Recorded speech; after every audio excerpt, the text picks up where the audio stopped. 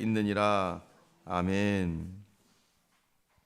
어제는 좀 연락이 와서 제가 박사 공부를 마쳤던 학교 저희 이제 목회학 박사를 담당하는 그 교수님이 오시고 또 이제 재학생과 이제 좀 동문들이 좀 모여서 뭐 이야기를 했습니다. 처음에는 그냥 뭐 오랜만에 매년 이렇게 한 번씩 만나서 좀 인사하고 또 이제 한 해를 어떻게 할 거다 이런 것을 하셔서 그런 자리인 줄 알고 안 가려고 했는데 이제 같이 공부했던 목사님들이 좀 보고 싶다고 오라고 해서 또 인사차 갔습니다. 근데 갑자기 심각한 이야기가 나왔어요. 학교가 시카고 디어필드에 있는데 이제 캐나다 밴쿠버의 랭리로 이제 학교를 옮긴다라는 거예요.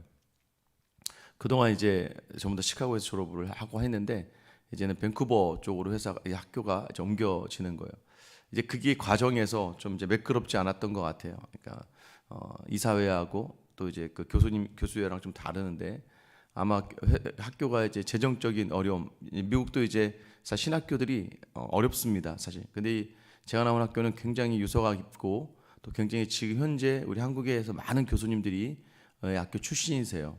그래서 많은 교수님들이 유학을 하고 돌아와서 각 학교에 각 과목을 맡아서 되게 잘 일들을 감당해 내시는데 뭐 다른 건 다 차지하고 뭐 제가 뭐 학교를 옮기는 일에 뭐 제가 어떤 뭐 하겠습니까? 많은 그런 이야기들 하시다 옮기는 거에 대해서 굉장히 다들 당황했고 놀랐고 충격이었다. 또 지금 다니고 있는 학생들도 6개월 후에 전부 다 이제 캐나다 밴쿠버로 이제 가야 된다는 거예요.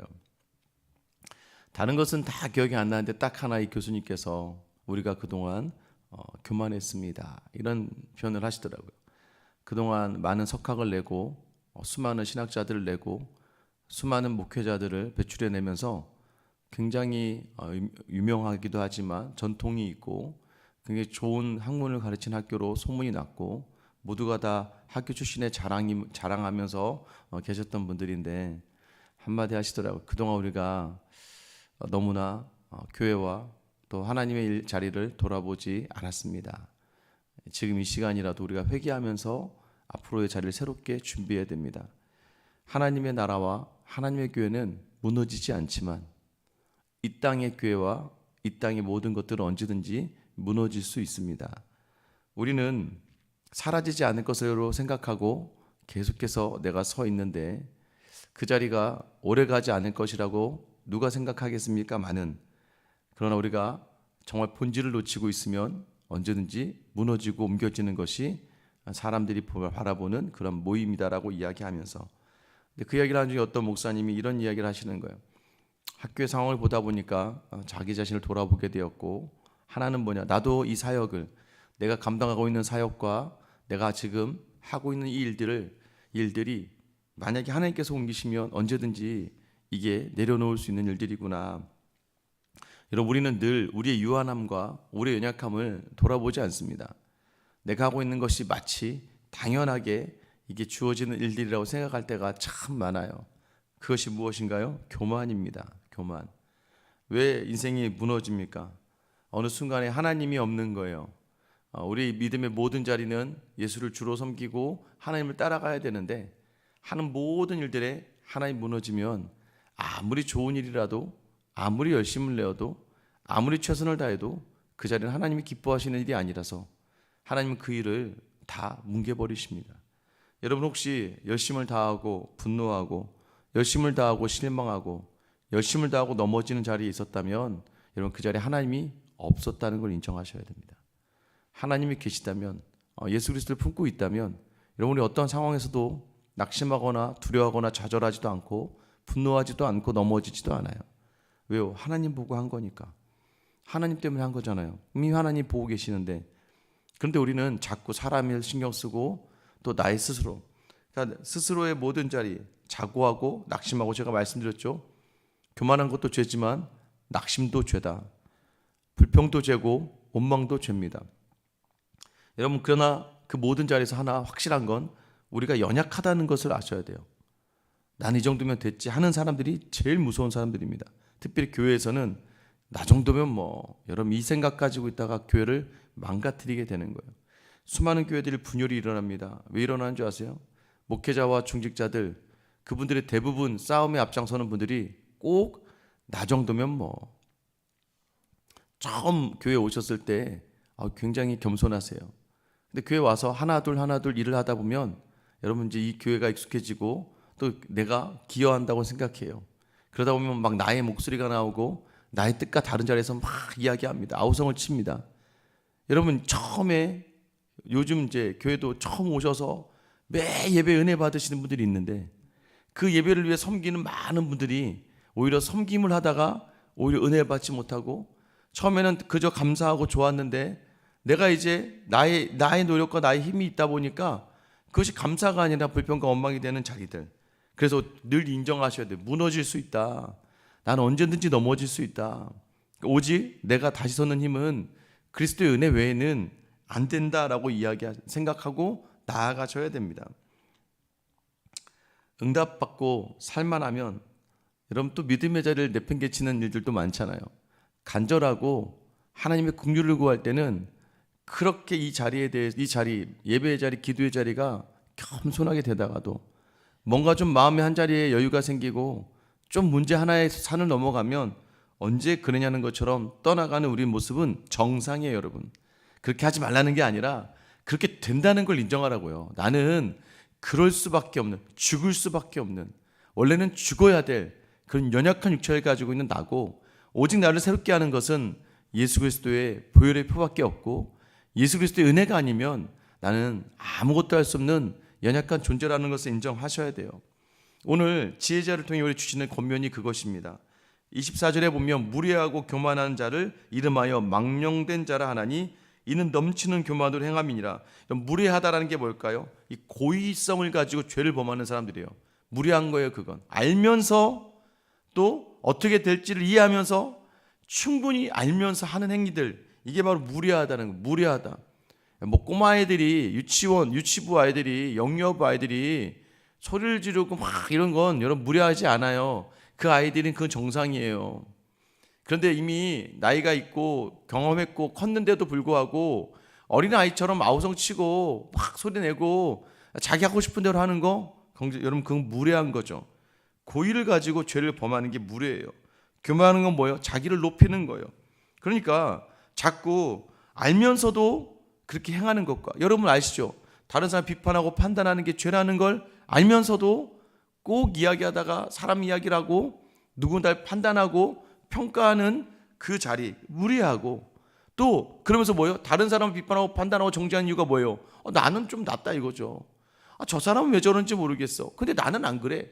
이게 뭐예요? 교만한 거예요. 스스로를 높이는 겁니다. 이게 뭐예요? 망령된 자라. 그 말을 하는 순간에 성령이 없다는 거예요. 성령을 거스른다는 거예요. 여러분 그래서 이 삶이 뭐예요? 하나님이 없는 삶을 이야기해요. 그래서 성령은 우리가 마음에 그러니까 뭐가 지금 마음에 교만이 넘친다는 건 뭐예요? 자꾸 내 의와 내 생각이 넘치는 사람이라는 걸 얘기하는 거예요. 여러분 우리가 마음에 채워진 대로 말하고 마음에 채워진 대로 움직이는 거예요. 여러분 안을 성령을 거스르지 마시고 망령되이 살아가는 자리가 아니라 성령 충만함으로 살아가기를 구하는 여러분 되시길 예수님의 이름으로 축원합니다. 여러분 그 망령된 자리 25절을 보세요. 게으른 자의 욕망이 자기를 죽이나니 이는 자기의 손이 일하기를 싫어함이라. 그러니까 하나는 무례하고 교만한 사람 하나님이 싫어하고 또 하나는 뭐요? 게으른 사람들. 게으른 사람들의 욕망이 자기를 죽이나. 왜 게을러질까요? 주어진 자리에 대해서 만족하지 않고 주어진 자리를 내 힘으로 얻었다고 생각하고 주어진 자리에서 하나님을 놓치고 살아가니까 게을러지는 거예요. 이런 사람들의 특징이 뭐예요? 자기의 손으로 일하기 싫어진다는 거예요. 사명을 놓친 사람들. 근데 왜 이 사람들이 이 게을러지느냐? 26절에 보세요. 어떤 자는 종일토록 탐하기만 하나 의인은 아끼지 아니하고 베푸느니라. 자꾸 자기의 것을만 채우고 나만의 유익을 위해 살아가는 사람이라는 거예요. 이렇게 얘기하면 열심히 사는 사람은 게으르지 않고 겸손한 자고 그게 아니라 이 열심히 살아도 그 모든 것의 목적이 나의 탐욕, 나의 만족, 내가 나를 위해서 그 모든 것들이 뭐예요? 탐욕이라는 거예요, 여러분. 사람의 관계에서도 마찬가지예요, 여러분. 마치 내가 슈퍼맨인 양 막 누군가를 돕고 하는 거죠. 그게 되게 좋아 보이지만 사실은 자기 만족을 채우기 위해서 이 선을 행하면서 자기 만족을 채우기 위해서 하나님 때문에 하는 게 아니라 여러분 그래서 내가 스스로가 누군가를 생각하고 나가는 거. 여러분, 그런데 그 자리가 그 자리가 정말로 선으로 행하는지 하나 판단하시면 돼요.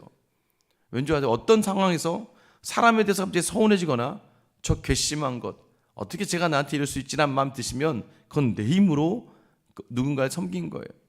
그러니까 게으르다는 이 표현이 뭐냐면 내 영혼에 나를 위한 탐욕으로 채워나가면서 모든 것이 하나님의 일을 하기에 게으른 것을 얘기하는 거예요.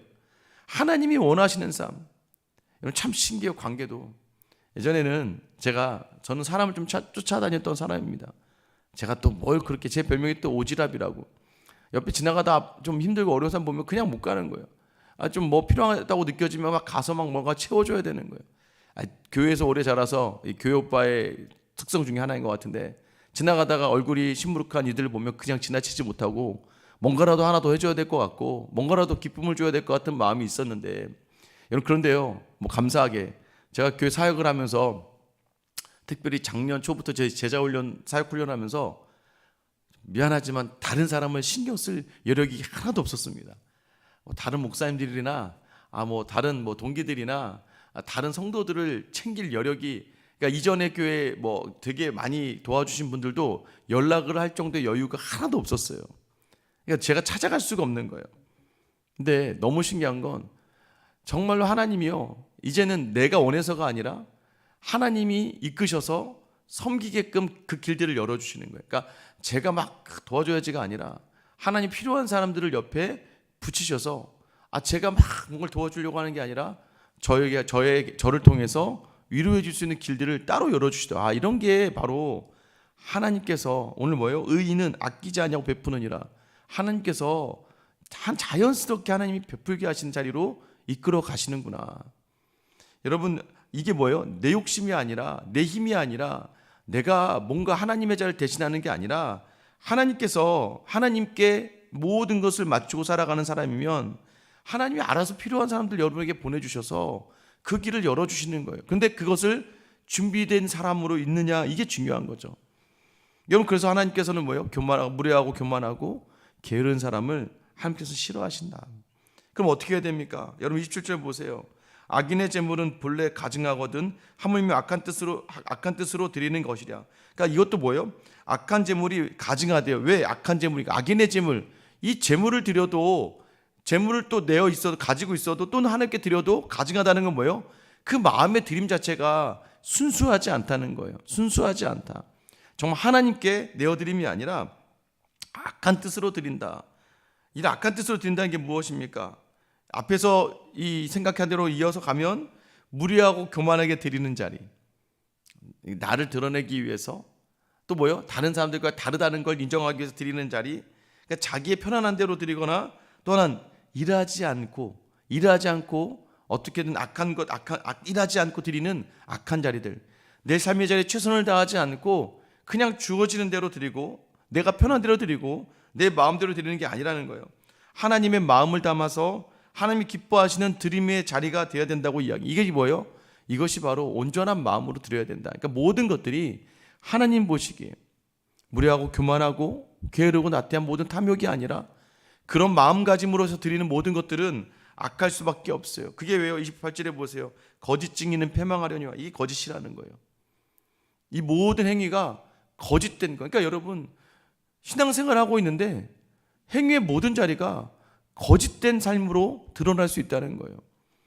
겉으로는 열심히 기도하고 있는데 그 기도마저도 사실은 하나님과의 교제와 하나님과의 동행을 바라며 기뻐하는 게 아니라 누군가의 사람 앞에서 나를 위선적으로 드러내려고 하는 거짓 증인의 삶이 있다는 거예요. 그래서 여러분 이야기합니다. 말에 확실히 들은 사람의 말은 힘이 있느니라. 여기서 확실히 듣다, 뭘 들어야 돼요? 진리의 말씀을 확실히 들은 사람들, 그러니까 그 말씀을 확실히 말씀에 받은 사람들. 여러분, 야고보서 1장 22절에 뭐라고 얘기해요? 말씀을 행하는 자가 되라. 그리고 말씀을 듣고만 하여 자기를 속이는 자가 되지 마라. 그러니까 말씀을 들었다는 건, 진리의 말씀을 들었다는 건 그 진리의 말씀을 행하는 자리까지 나아가는 거예요. 근데 많은 분들이 말씀을 듣고 감동은 있고 기쁨도 있고 은혜도 경험해요. 근데 여러분, 그렇게 끝나면 그건 자기를 속이는 거라는 걸 얘기하는 거예요. 말씀을 듣고 그 말씀을 행하는 자가 돼요. 듣고도 깨닫지 못하고 자신을 속이는 자가 되지 말라. 여러분, 그게 무엇을 이야기하는 겁니까? 거짓된 삶. 은혜는 많이 받은 것 같고 기도는 많이 하고 말씀 많이 하지만 여러분, 진리의 말씀을 집중하며 그 말씀대로 삶을 분별하지 않으면 그 모든 자리는 거짓이라는 거예요. 29절 말씀 보세요. 악인은 자기 얼굴을 굳게 하나 정직한 자는 자기 행위를 삼가느니라. 얼굴이 굳게 된다는 게 뭐예요? 강팍하게 된다는 거예요. 진리의 말씀을 온전히 붙들지 못하는 사람의 특징이 뭐예요? 강팍한 사람이 돼요. 진리를 듣지 않으니까. 이게 뭐예요? 찬양 시간에도 시험에 들어요. 신기하죠? 찬양을 하는데도 시험에 들어요. 말씀의 시간에도 시험에 들어요. 아니, 이게 지금 하고 있는 자리가 기도의 자리고 믿음의 자리고 신앙의 교제의 자리에서 계속 시험에 들어요. 왜 그렇습니까? 내 마음에 지금 온전하게 진리의 말씀, 약속의 말씀, 하나님께 집중하지 않고 하는 모든 신앙의 얘기는 거짓된 것이고, 그게 무례하고 교만한 것이고, 그게 나만을 위한 자리가 되다 보니까 그 모든 자리에 삶이요 강팍해집니다. 그래서 여러분, 더 우리가 놓치지 말게 마음을 더 다스리고 마음을 더 확실히 하기 위해서 여러분, 진리의 말씀을 더 굳게 붙들고 나아가야 돼요. 그게 흔들리니까 자꾸 시험에 들고 자꾸 유혹에 빠지고 넘어지잖아요. 여러분, 그래서 우리가 힘들고 어려워도 뭐예요? 말씀을 붙들어야 되는 거예요. 이 새벽에 나온 이유가 무엇입니까? 여러분, 오늘 하루를 이 주시는 말씀을 붙들고 살아가기 위해 여러분 이 자리에 있는 거예요. 그럼 우리가 붙들어야 될 말씀, 우리 30절 31절 같이 읽겠습니다. 시작. 지혜로도 못하고 명철로도 못하고 모략으로도 여호와를 당하지 못하느니라. 싸울 날을 위하여 마병을 예비하거니와 이김은 여호와께 있느니라. 여러분, 지혜로, 세상의 지혜와 세상의 명철과 세상의 모략이 있어도 여호와를 당하지 못한다는 것. 하나님의 힘으로 하지 않는 건 아무것도 아니고, 하나님의 힘으로 하면, 하나님의 능력으로 하면 그 모든 것, 아무리 거센 세상의 지혜와 명철과 모략이라 할지라도 여호와를 당할 수 없다. 전쟁을 준비하면서 마병을 예비하는 건 중요해요. 여러분, 뭐요? 마병을 준비해야죠. 그런데 우리는 이 마병을 많이 준비하면 이긴다 생각하는데 그게 아니라는 거예요. 아무리 네가 마병을 준비하더라도 이김은, 승리는 누구에게 있다? 하나님께, 여호와께 있다. 여러분, 모든 승리의 주관자가 되시는 하나님, 우리의 모든 자리를 교만과 게으름과 내 탐욕의 자리에서 떠나서 주님의 말씀에 나를 맡기고 나갈 때 그 말씀이 일하는 자리를 봐야 된다는 거예요. 여러분 자신을 믿지 마세요. 믿지 말아야 됩니다. 그러면 나를 믿지 않고 나의 연약함을 인정하는 사람은 다른 사람의 연약함을 돌보는 사람이에요. 왜요? 나도 똑같은 사람인데 뭐. 그런데 자꾸 나의 것으로 채우는 사람은 다른 사람을 보면서 계속 시험 받는 거예요. 계속 다른 상황에서 계속 자기 자신이 흔들리는 거예요. 오늘 다시 한번 말씀 앞에 나를 붙들어 매세요. 여러분, 왜 여러분이 새벽에 이 자리에 나옵니까? 말씀 붙들고 살았더니 말씀이 일하더라. 말씀 앞에 나를 내려놨더니 그 말씀이 모든 세상이 줄 수 없는 평강을 주더라. 그 말씀이 오늘 나를 여전히 큰 기쁨과 만족의 자리로 인도하더라. 여러분, 이김이 여호와께 있다.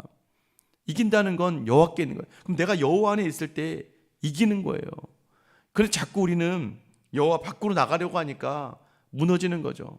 오늘도 이 새벽에 나온 여러분의 이 전쟁과 같은 삶의 자리를, 싸우는 주체를 나에서 여호와로 바꾸고, 오늘 서 있는 모든 주체를 나에서 하나님으로 바꿀 수 있는 결단, 그럼 하나님 반드시 여러분에게 삶의 승리를 주실 줄 믿습니다. 여러분, 다시 한번 오늘 기도하며, 주님, 말씀의 사람으로 내가 주님이 원하시는 삶을 사서, 때로는 연약해지고 무너지고 넘어질 것 같은 어려움이 있지만 그래도 말씀이 내 삶의 일함을 단단하게 확신하며 이 자리 나아가겠습니다. 이 기도로 나아가며 말씀의 능력을 가족과 교회 성도들에게 보여줄 수 있는 이김은 하나님께 있습니다라고 고백하는 여러분의 삶이 되기를 예수님의 이름으로 축원합니다. 기도하겠습니다. 사랑의 하나님 아버지, 어제 월요일 하루 우리의 삶의 자리가 어떠했는가? 또 무너졌습니까? 또 시기하고 질투하고 비판하고 판단하며 하나님께서 용서하라고 주신 마음들, 화해하라고 주신 마음들에서 벗어나며 여전히 내가 원하는 대로 변하기를 바라는 나의 교만과 무례함과 모든 것을 내 중심으로 생각하는 나의 부족함과 연약함이 어느덧 하나님 나의 가정을 망치고 자녀를 망치고 직장과 사업과 교회의 자리를 흔들리게 하진 않았는지 돌아보며 오늘도 이김은 여호와께 있다, 하나님에게만 이김이 있다는 것을 놓치지 않고 나아가는 주의 자녀들 다 되게 하여 주시옵소서. 이 새벽에 간절함을 담아 또 무너진 자리를 놓고 기도할 때에 오늘 이 말씀 붙들며 그 자리를 감당하며 오늘은 이겨내는 가정과 직장과 삶의 모든 자리를 믿음으로 이겨내는 우리 모두가 되게 하여 주시옵소서. 오직 여호와만 기쁘시게 하는 귀한 주님의 자녀들 다 되게 하여 주시옵소서. 이 모든 자리 선하게 이루실 예수 그리스도의 이름 받들어 기도드립니다. 아멘.